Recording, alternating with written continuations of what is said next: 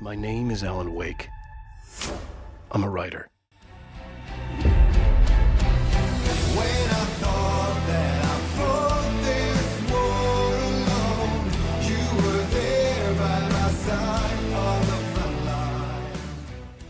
Previously on Alan Wake, Alice has been kidnapped. Alan, please help me. Alice? You'll do exactly what I say if you ever want to see your wife again. I can't tell anyone except my agent Barry. Damn it, Barry, they'll kill her. You're my best friend, and I'm worried that you're not right in the head. The ransom is a manuscript I supposedly wrote that's coming true before my eyes. It happened just the way it was on that page. So dark. I have found only a few scattered pages. I want the entire manuscript. The deadline is in 2 days. I found Mr. Wake's pages. Good girl. How the hell did she get her hands on the manuscript anyway? I don't know. She's resourceful. I told you were too hard on her.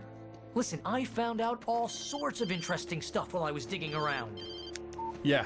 Mr. Wake, it's Sheriff Breaker. We have an FBI agent here, Agent Nightingale. FBI? He's anxious to see you. You'd better come to the station. Okay, I'll be right over, Sheriff.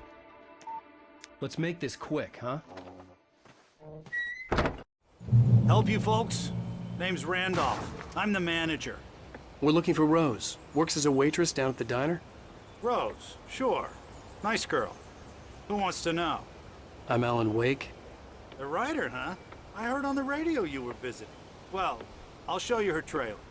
That Rose, she's a nice girl. Always pays her rent on time. As I was saying, Al, I found all sorts of weird stuff from the local newspaper's archives. This place is crazy. Disappearances, mysterious deaths, urban legends come true, and get this, most of this stuff takes place around Cauldron Lake. Well, you ain't wrong, mister. The Indians thought the lake was a doorway to the underworld. I'm the God-fearing type myself. I don't hold with that sort of thing. Yeah, okay. Anyway, there was an island there owned by a guy called Thomas Zane. Now, some of the articles I found about him make him out to be a famous writer, but I ran a bunch of searches, couldn't find a single thing he wrote. Zane was heavily into diving, so much so that the place came to be called Diver's Isle. But the volcano under the lake erupted in 1970, and Zane went down with the island.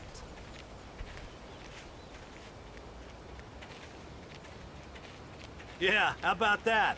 It was there in the morning, as if it had fallen from the sky. But it would take a tornado to lift something like that. We're damn lucky it didn't crush any of the trailers.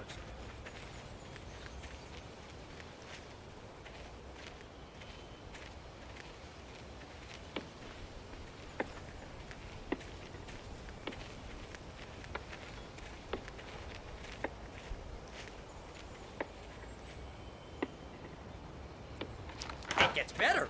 A local girl, Barbara Jagger, drowned in Cauldron Lake just a week earlier. They were lovers. Sure, Jagger's a local spook store. The Scratching Hag comes for you in the dark. Childish stuff like that. Anyway, Al, I'm just getting to the best part. All of the articles about this stuff were written by Cynthia Weaver. I asked around, and she's that crazy bag lady you met. What, the lamp lady? She can be a little loopy, but she's not homeless or anything. Yeah, anyway, she knew both Jagger and Zane before they both died, and she had some kind of a breakdown.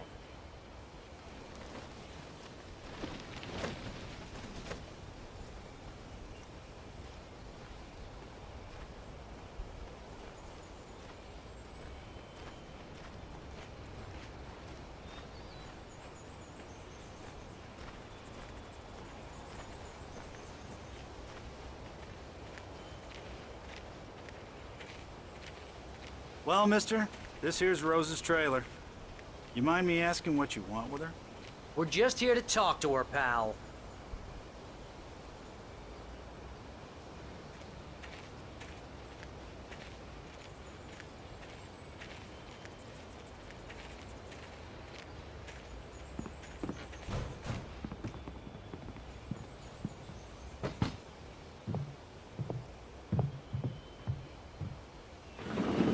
Welcome to... Oh dear, Mr. Wake. I'm so glad you're here. Rose, you have my manuscript? Oh. Oh, yes. Yes. Please, come in. Hey, this is really good. Rose, Yes, my manuscript. I really need it. I understand. I know what you need. A muse to inspire you. Oh, for Barry. She doesn't have anything. Yeah, hey, Al? Al, what's... Oh... Barry! What? What?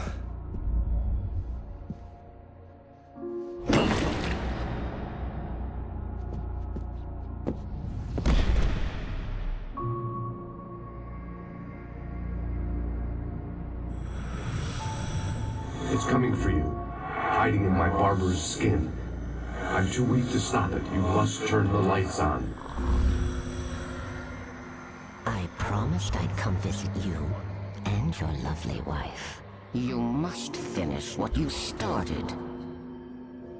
I insist. You must turn the lights on. Turn the light on. Back to work, boy.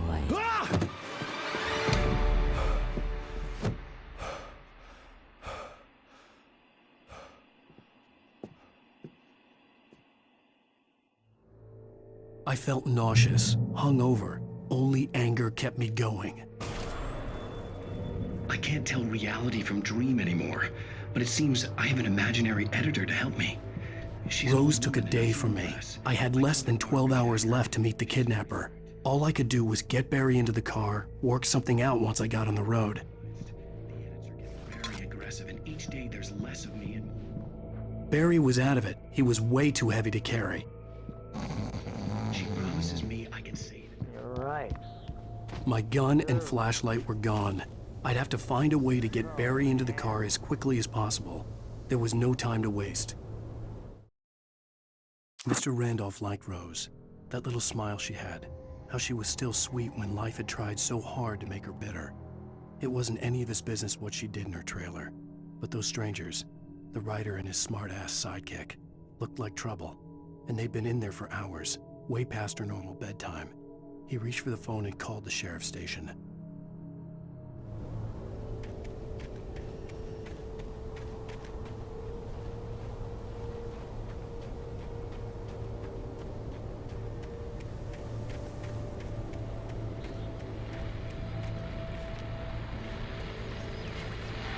I just stepped outside to catch a breath of fresh air, and let me tell you, the weather's getting heavy.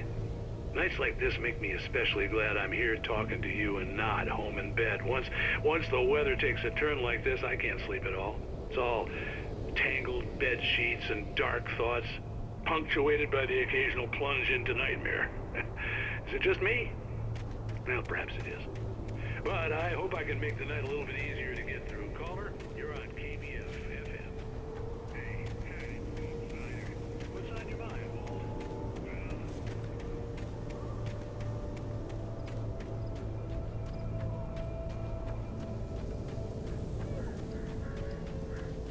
Oh, you're gonna get it now. God knows what you've done to that poor girl.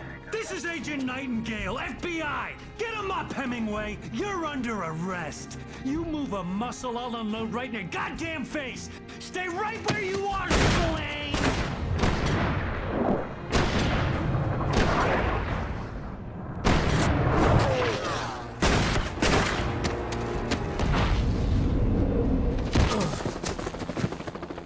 What are you? I'm standing right here, you goddamn maniac!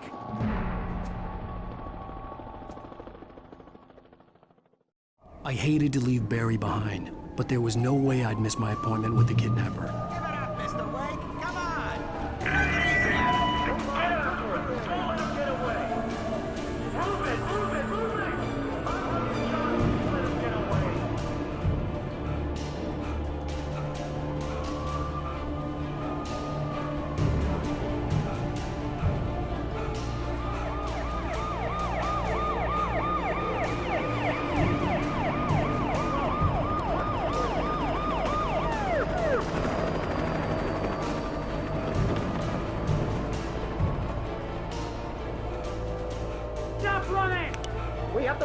in sight! Okay, men, keep your eyes peeled. He's gonna try to make it through here. Oh, damn.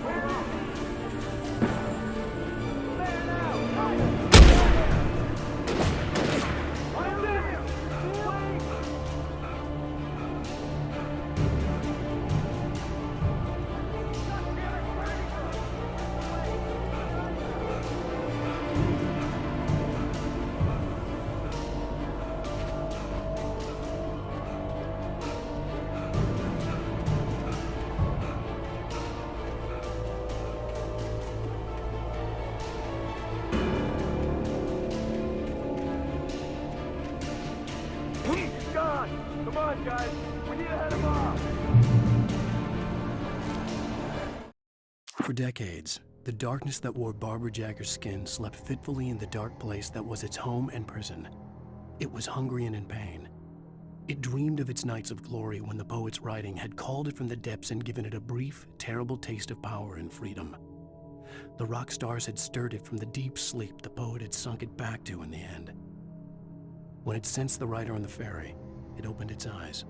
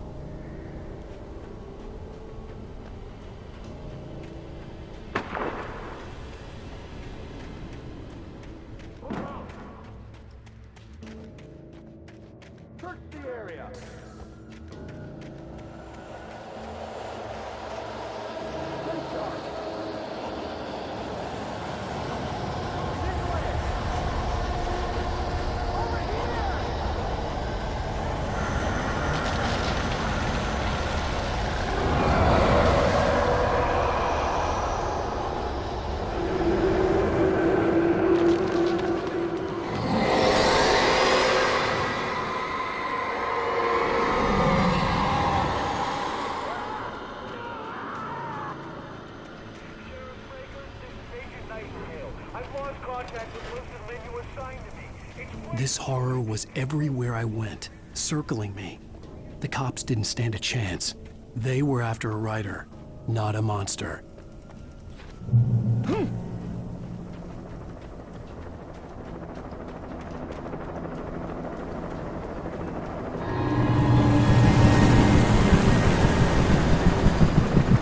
You on the ground. Hold it right there. There's nowhere to run. Freeze!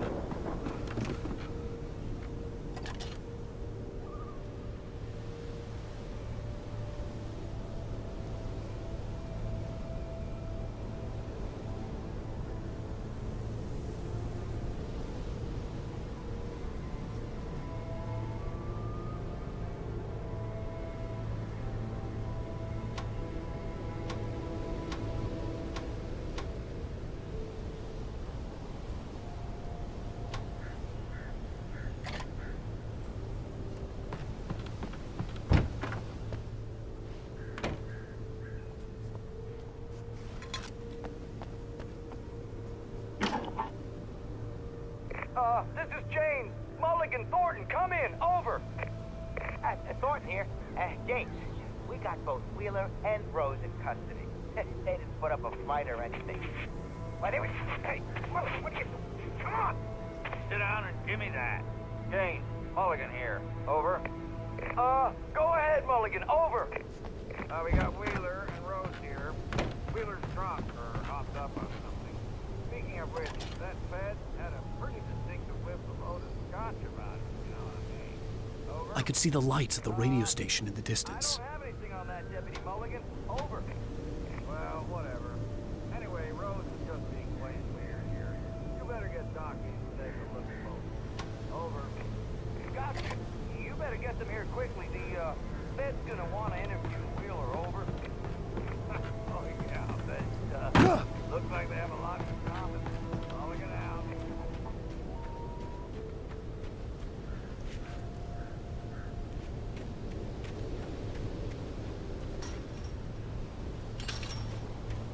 I imagined that the broadcast tower in the distance was part of the local radio station. Maine seemed like a decent guy. Perhaps he could give me directions to the coal mine.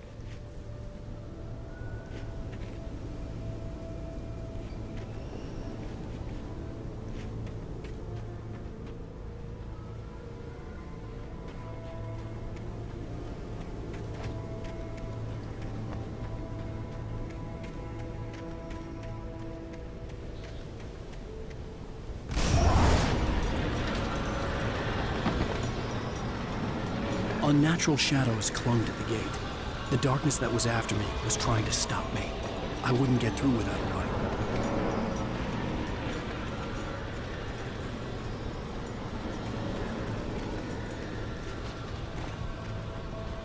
There was no power to the searchlight.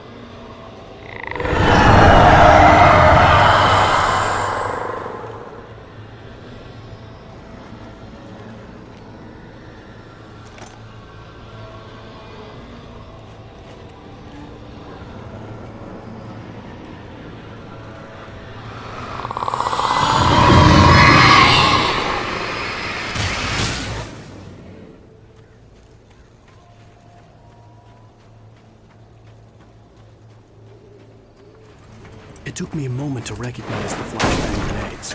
They were an ideal weapon for my situation. Team 1, come in. Over. Team 1, this is Sheriff Breaker. Report. Over.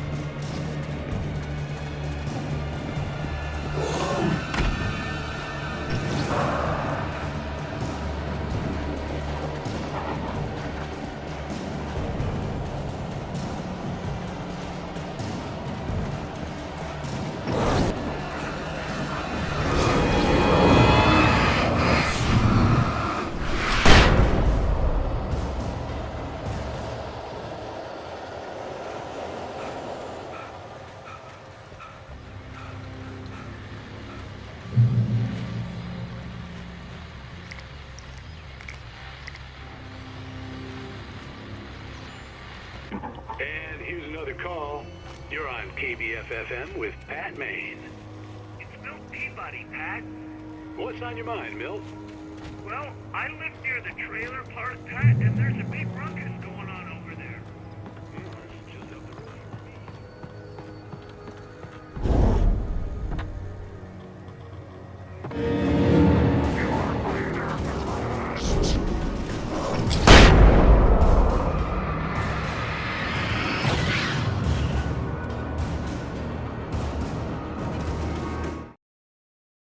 Touched by the dark presence, Rose was lost in a dreamland where everything was drawn in black and gray crayons.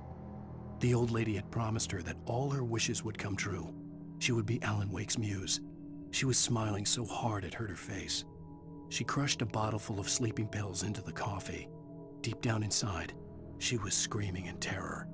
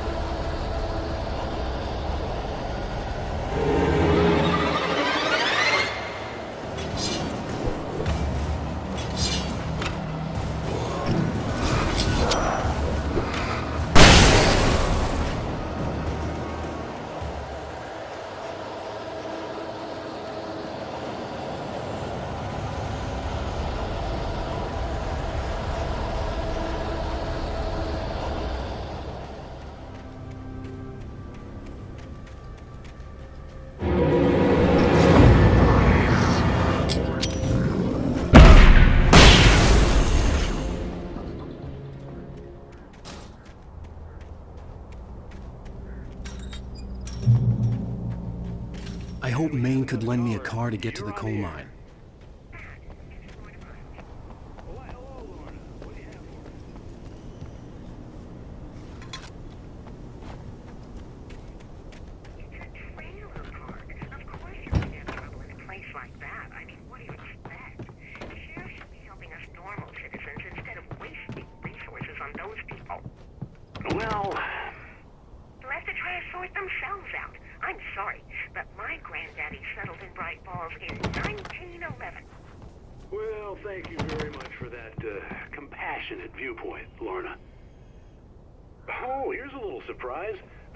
Writer Alan Wake just walked in, folks. I'm going to see if I can talk him into an interview. Come on in, Mr. Wake. Oh, I'm so glad you could find the time to do this, Mr. Wake. Nowhere to run now, Dan Brown. You back away from me. Don't hurt it. Whoa. Everyone calm down. Put the gun down. We're all friends here, right? Cool your jets, Nightingale. We got him. Judas Priest! What the hell's the matter with you? There's a civilian in there.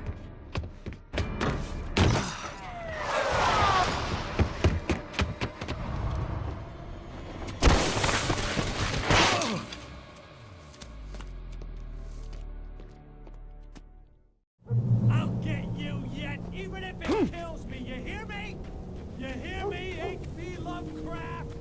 I had fallen off so many cliffs it was ridiculous. That's what you get for naming a book The Sudden Stop. It was probably good I hadn't had the chance to tell Maine where I was going. I'd have to lose the cops and find my own way to the mine. Nightingale stared through the broken studio window into the dark woods. He turned around, started to walk out, but Maine grabbed his arm. "Young man, you almost shot me. You don't shoot off rounds at people like that. What's the matter with you?" Nightingale shook his arm free, marched out. His cheeks burned with rage and humiliation.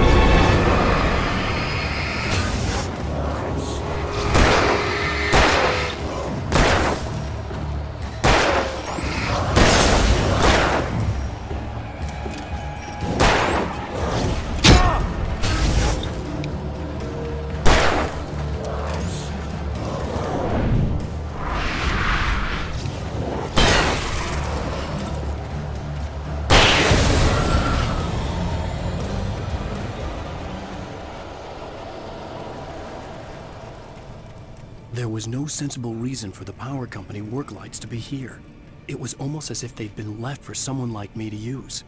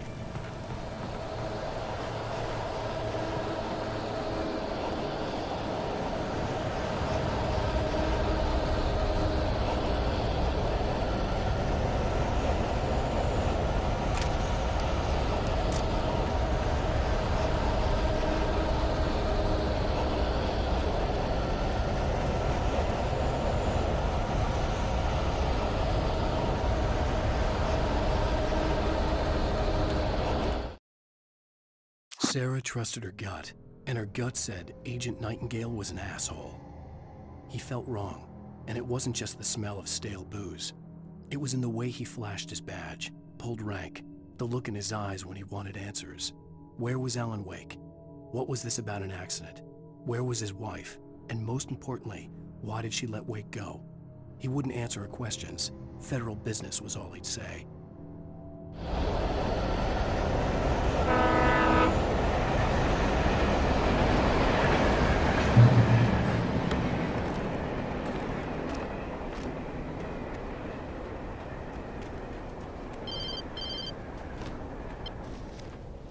Hello? The most stubborn man I've ever met. Alice? Alice? Alan. Alan. I'm so afraid. Keeps me in the dark. Please help me. I look at you, Alan, and it's not you. Something else. Looking out from behind your eyes. Alice, I'm here. I'm so alone here. It's all gonna go to hell. You need to be careful. Cooperate. The connection had been terrible, but that wasn't the only thing that hadn't been right with the call. She sounded wrong somehow, but she had called me. The pipe wrenched itself loose from the bridge's steel framework. Wrapped in darkness, it floated in midair, twitching. For a moment, I didn't understand what I was looking at. The heavy object lurched at me with impossible force. I threw myself out of the way, but just barely. When I turned my flashlight on it, it shook in a dark rage before it flew at me again. I could see a railway bridge up ahead and a warehouse of some sort on the opposite shore. I hoped I could find a car from there.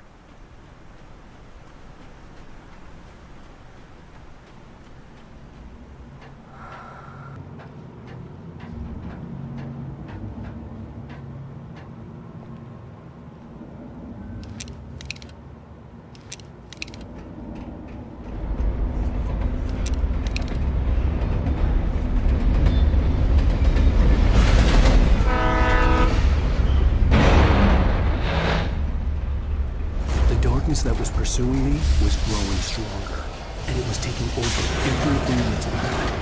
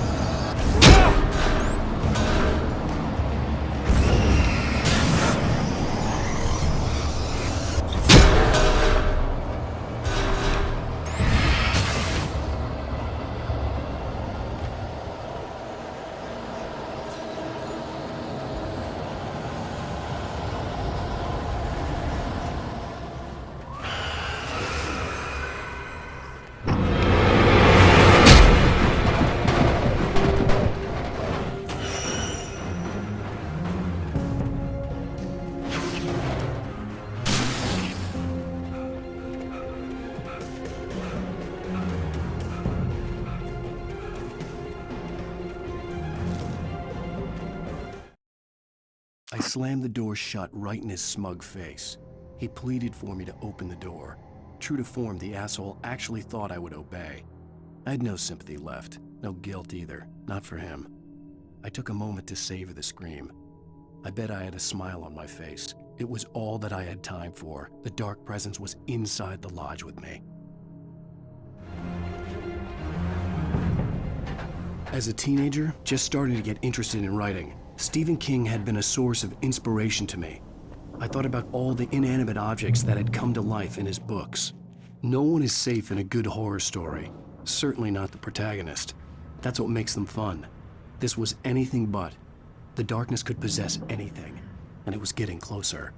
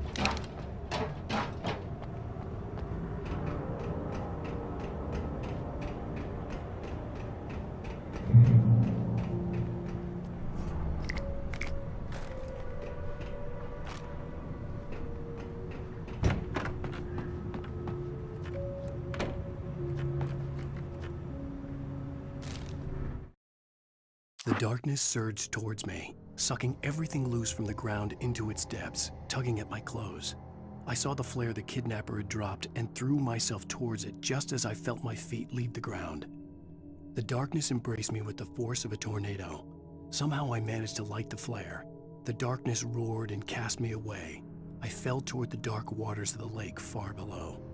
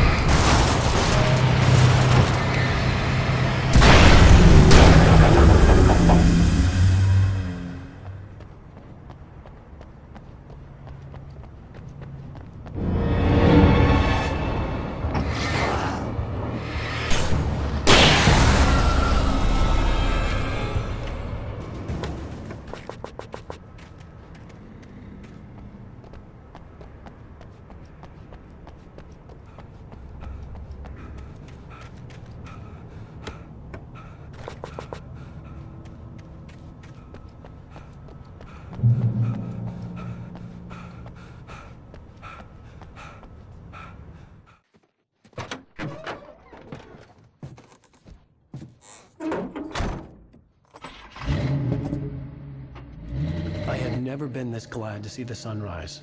I had a couple of hours to get to the coal mine.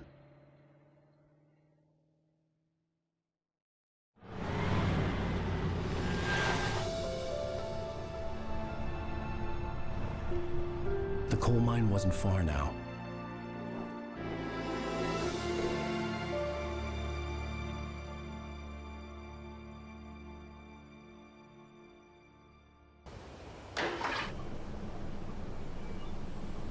Little by little, without realizing it, I'd come to believe that the story in the manuscript was coming true. The current of its narrative had taken me deeper and deeper into dark waters. Alice had been taken from me. Barry was probably in jail. I was a fugitive from the FBI. The whole world taken over by the dark presence was trying to destroy me. It all felt real, but it matched a textbook case of insanity.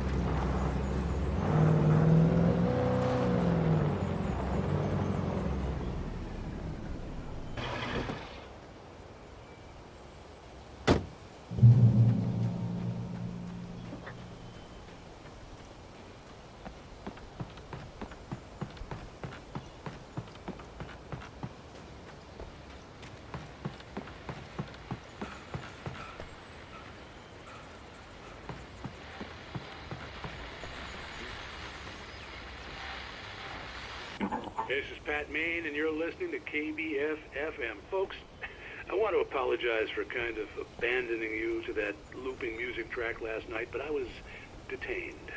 You see, I encountered a big-shot G-man with an itchy trigger finger who could use a lesson in manners and a boot in the ass. Not necessarily in that order either. Now, folks, I know I'm not being very informative here, and I apologize for that. I really should just keep quiet, but I'm just so peeved right now, because some people just shouldn't be carrying badges. I'm just glad that our Sheriff Breaker was there to straighten things out. And if someone I met last night is listening, let me just say, I'm sorry if my mouth got you in trouble. I'm pretty sure you're not the bad guy here. Godspeed, son.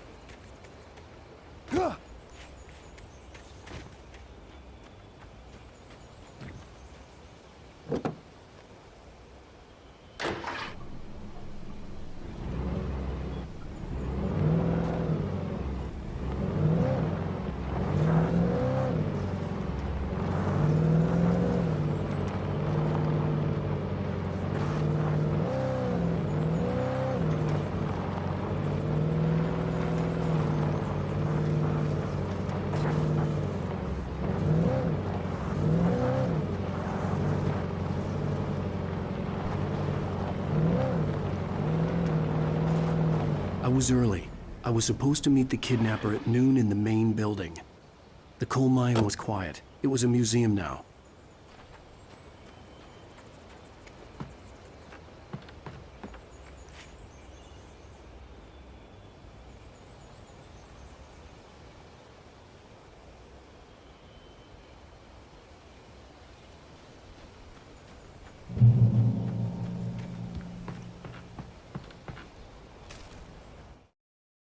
With Nightingale gone and the night wind blowing in through the broken studio window, Maine stared at Sarah. The sheriff looked away. Maine's voice shook with barely controlled anger. That boy's doing more drinking than thinking. I hope you know what you're doing, Sarah. He's got a sickness in his eyes. You take my word for it. He wants Wake for a reason, and it's not for anything good.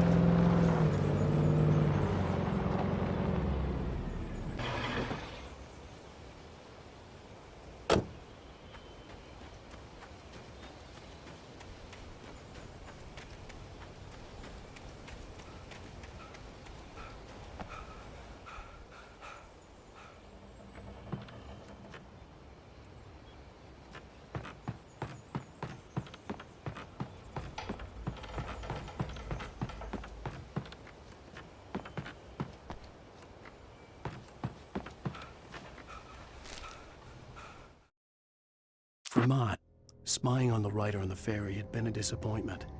His boss had made Wake out to be something special, but Mott hadn't been impressed. He'd gotten a good long look at the wife, though, and he liked what he saw. Mott had fantasized about goading Wake into a fight, but it hadn't happened.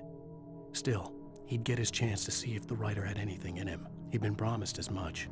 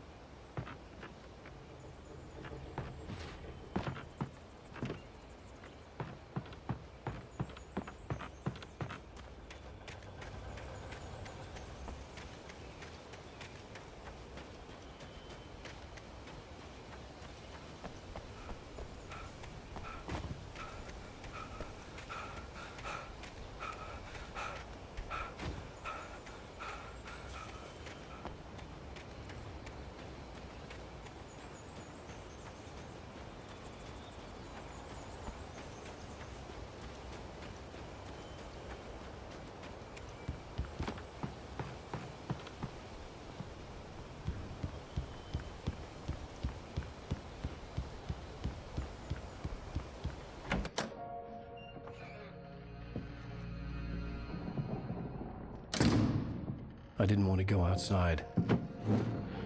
Cops had to be looking for me. The noon sun turned the place into a sauna. The day dragged on. Different scenarios ran through my mind. Ways of how I'd torture the kidnapper to get Alice back. Or the different horrible things he could have done to her. I imagined her dead. I had no way of knowing she was still alive. It was killing me. I was running on blind hope. It was all a waste of time. The bastard never showed up.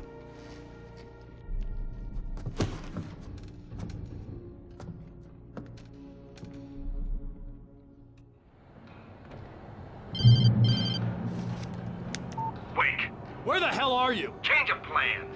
You know where Mirror Peak is? It's a big mountain north of where you are. You follow the path from the mine, you can't miss it. There's a lookout point there. I'll be waiting. I'm through being jerked around You by want you. to see your wife alive? Because if you do, you better watch what you say to me. Do we understand each other? I want to talk to Alice. Yeah, and I want the manuscript. Don't keep me waiting, Wake. Hello? Hello! Ah! I'm gonna kill him! I had to get to Mirror Peak.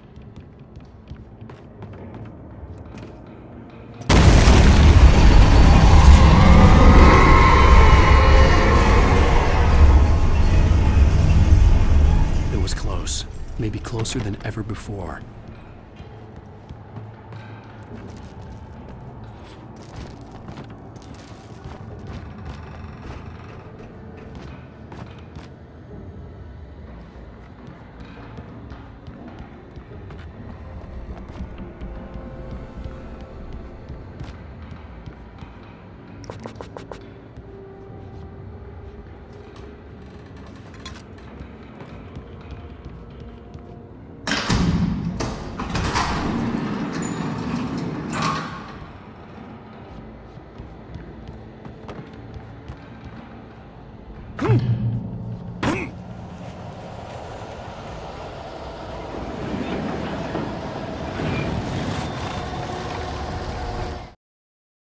When Thomas Zane fell for Barbara Jagger, it happened fast. She was young, vibrant, and beautiful, full of life. He had never been a very happy man, and without any seeming effort, she had changed all that. Zane felt good for the first time in his life. Everything she did was another piece of a jigsaw puzzle he hadn't even known he'd been missing. And best of all, she made the words flow, strong and sharp. She was his muse.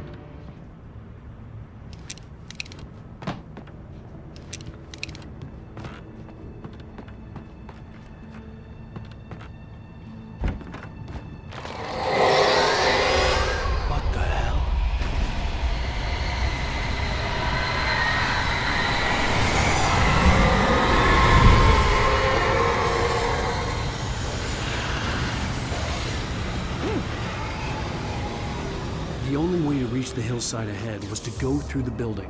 I had to find a way to avoid electrocution.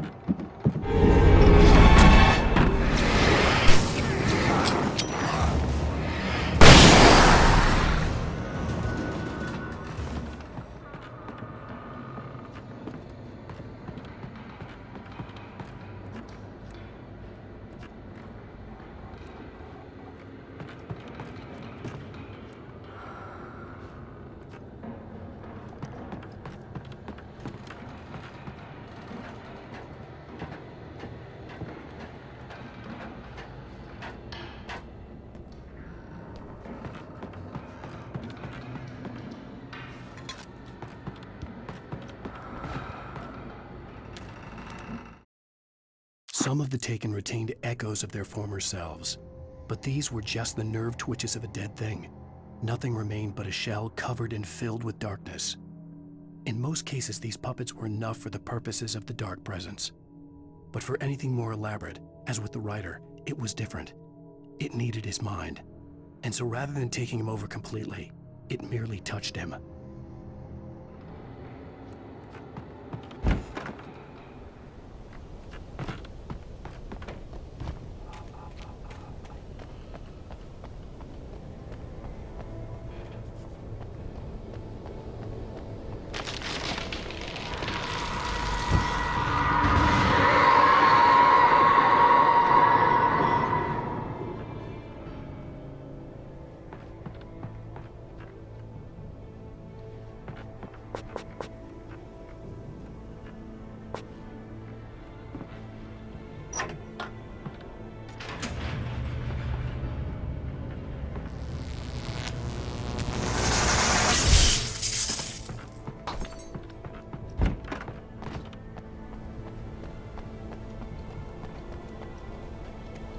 There was no way the flashbang grenades were standard power company equipment.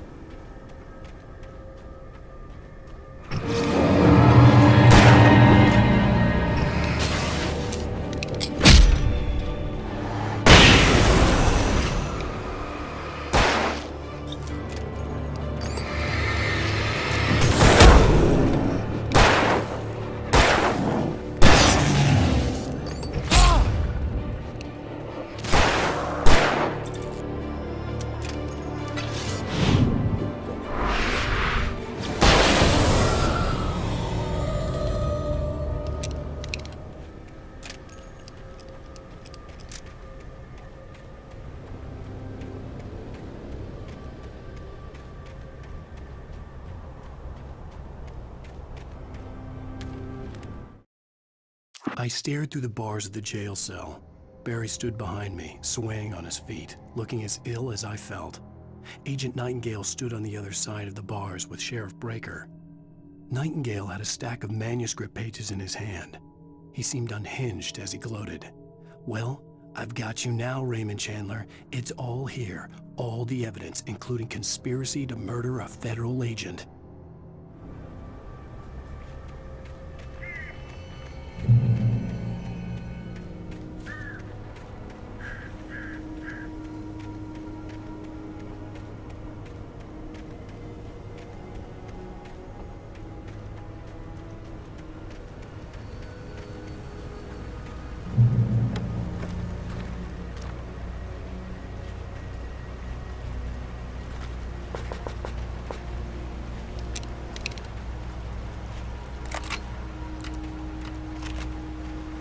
I had no real plan. I was going to give the kidnapper all the manuscript pages I had for Alice. If that wasn't enough, I'd hold him at gunpoint and make him talk.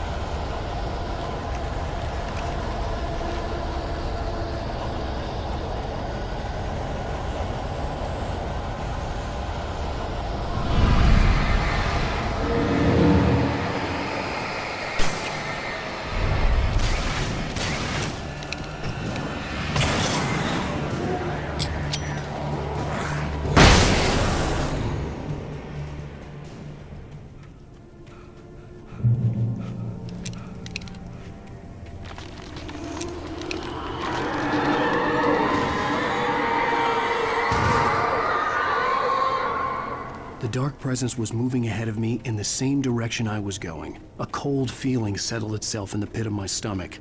Was it going for Alice?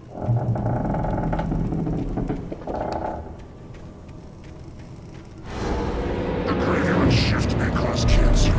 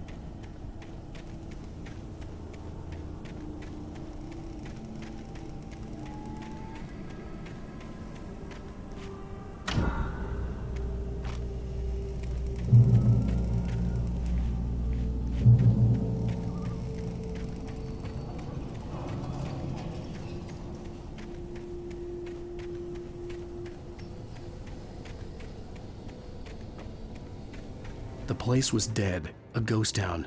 Had been for decades, maybe a century.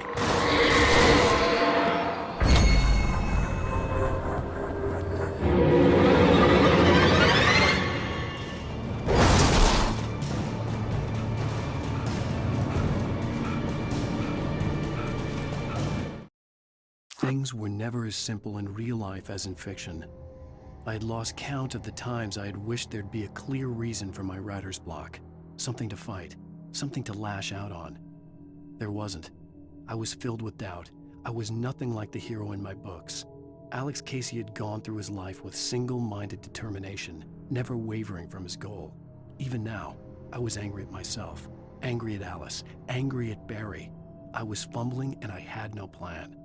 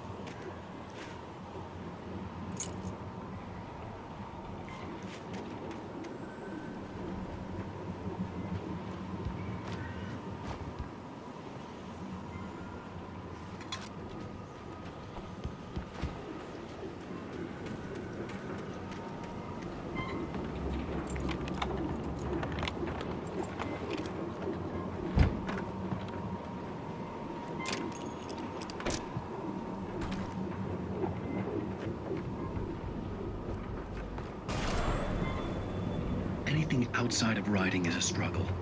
I feel ill. I managed to make my way downstairs. There's a shoebox filled with books and papers by Thomas Zane. It's very hard to focus, but I managed to read some of it. He's a poet, and a good one. He writes of muses and creators summoning fabulous things from a magic lake, using his powers to shape the world of a realm of gods and dreams and demons, dark things that wait for a chance to slip through.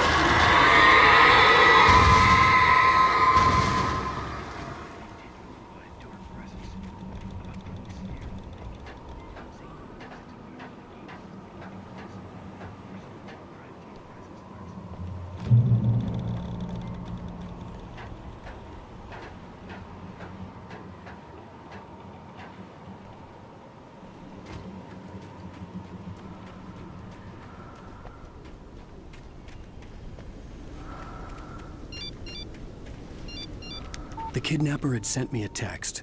The message was full of spelling errors and insults. It was telling me to hurry up.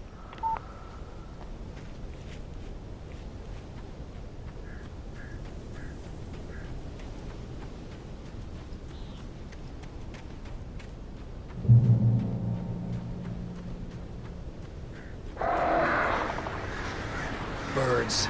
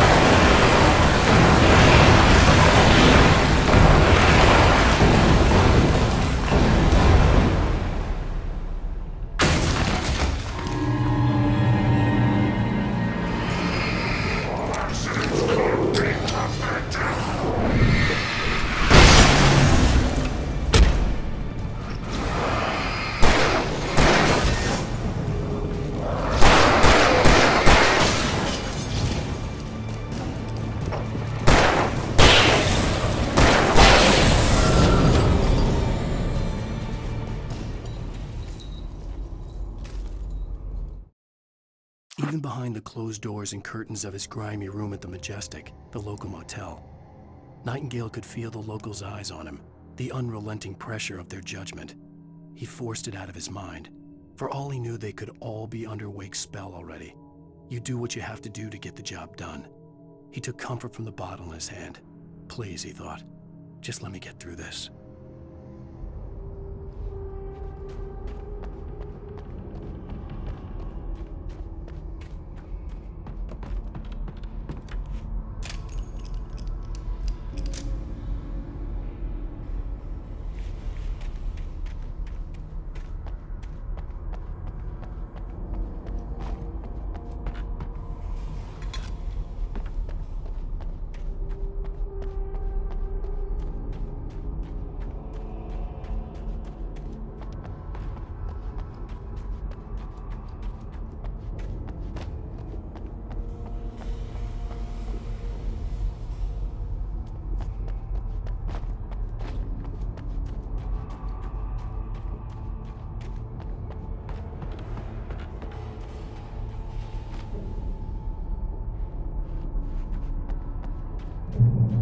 I'd have to make my way up this mine shaft in order to go on. Maybe the machinery could help me with that.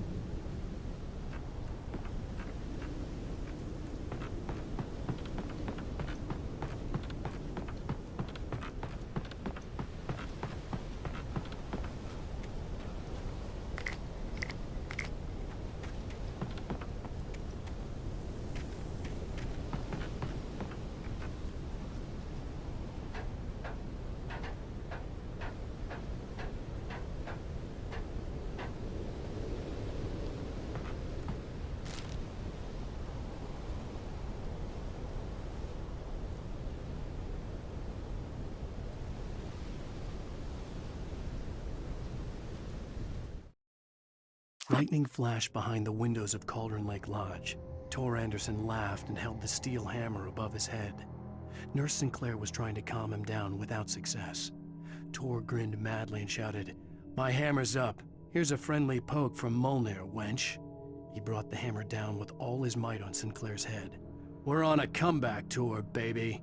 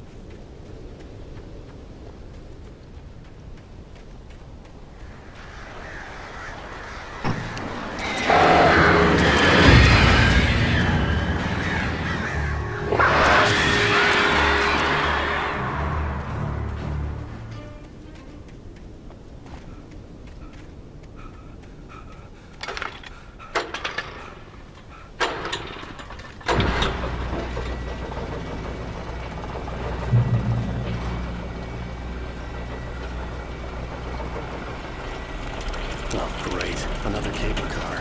Just great.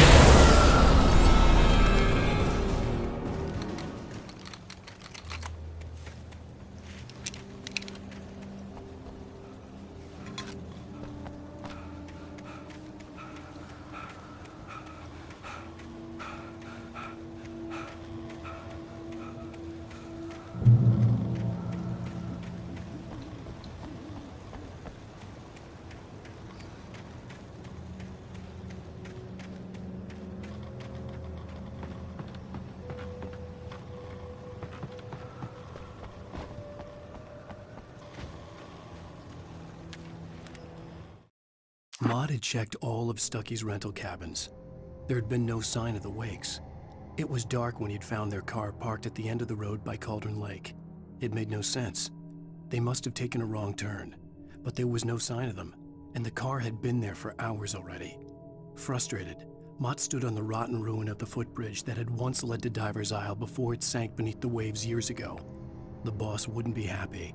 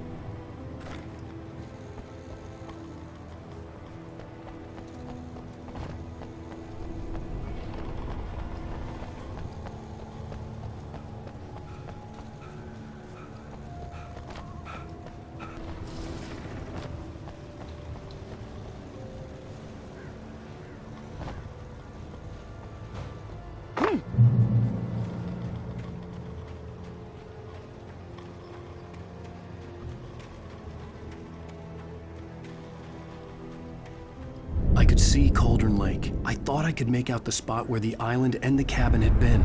There was a light near it. It had to be a boat.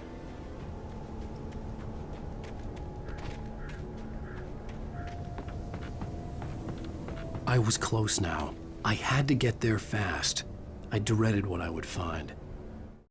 I tried to hold on to Alice, but her form melted away. I was losing control. Dr. Hartman stood in her place. I wanted to hit him, but my arms were jelly.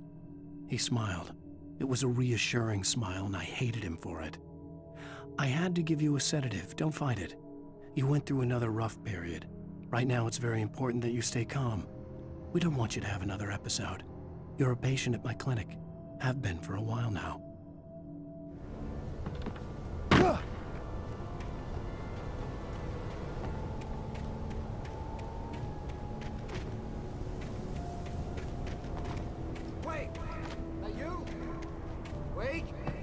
I'm here! I'm coming! No! Get away! Sorry. Please, it's late. The boss didn't know who he was messing with. I didn't know. I swear, I didn't know. We don't have a wife. We don't know where she is.